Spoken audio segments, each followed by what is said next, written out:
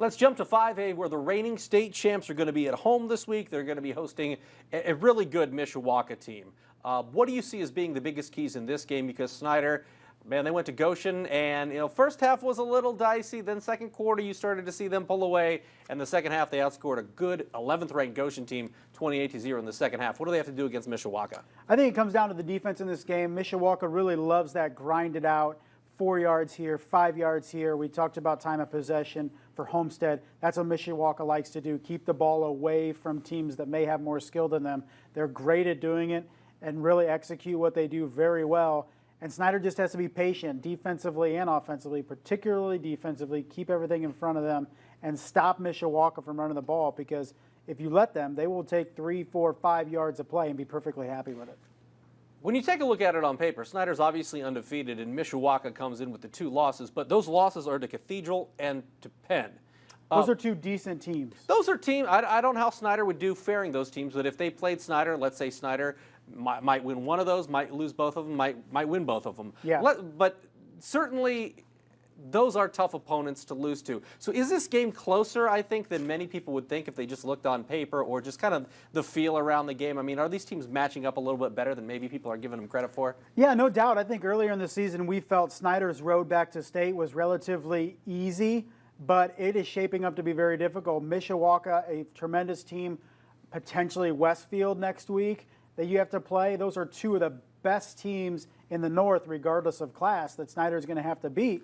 So I think this game is much closer than a lot of people think, and I think it's relatively low scoring, so to speak, considering what we see from Snider most weeks, because I think Mishawaka will try to control the football. It's just going to depend on that Snider defense if they can get stops and prevent that Mishawaka offense from really getting into the rhythm that they like to run. And when you talk about the Mishawaka offense, they've got 5 seniors on the offensive line. They've got Ryan Roblewski at quarterback. He's got experience. Austin Faulkner in the backfield. They have guys that can grind out yardage and really, put a lot of points up on the board if they have to. Yeah. What is your biggest concern in slowing that offense? Because we've seen Snider's defensive line, the linebackers, even the secondary. I mean, in each layer of the Snider defense, they have playmakers. Yeah, definitely. The key for me is where's Snider at mentally. We've seen them taking halves off, quarters off, and then turning it on.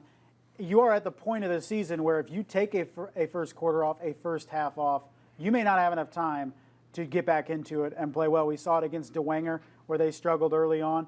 You can't have that against Mishawaka, or you could be too far behind to come. Yeah, I feel like we saw that a couple years ago when they played LaPorte at Spooler Stadium. I don't remember if it was regionals or maybe it was semi-state, but we came in thinking, oh man, LaPorte looked okay, but they should probably cruise, and it wasn't the case. Yeah. Is this another game like that where they can't overlook an opponent? Not that they'll overlook Mishawaka, right, but where, I mean, you have to be ready to play from the opening snap. Yeah, definitely. I think for us looking in, we may be the people overlooking Mishawaka, or like we did LaPorte, a little bit more than Snider will. Definitely those coaches are going to have them ready to play. But, Snider, after that DeWanger game, admitted that they were looking ahead a little bit, bought into their undefeated record. So if they look at Mishawaka as a 10-2 team and Snider as an undefeated team, then they're going to have trouble. They need to respect Mishawaka. Like you mentioned, their losses are to 2 tremendous teams. They're going to be a tough out on Friday.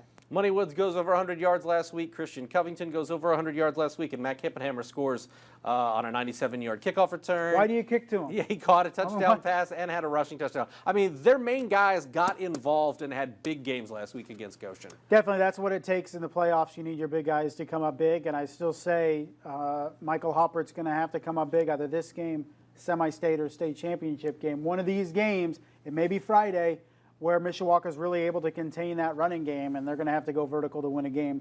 Could be Friday. Yeah, what is the biggest key for you, and who do you see pulling this one out? I think it comes up to that Snider defense, getting some stops, not allowing Mishawaka to move up and down the field on the ground and really dictate the pace and the tempo of the game. So that front line, Lawrence Johnson, Will Johnson, Zach McDowell, Austin France at linebacker, it's going to be on those guys to really disrupt what Mishawaka likes to do.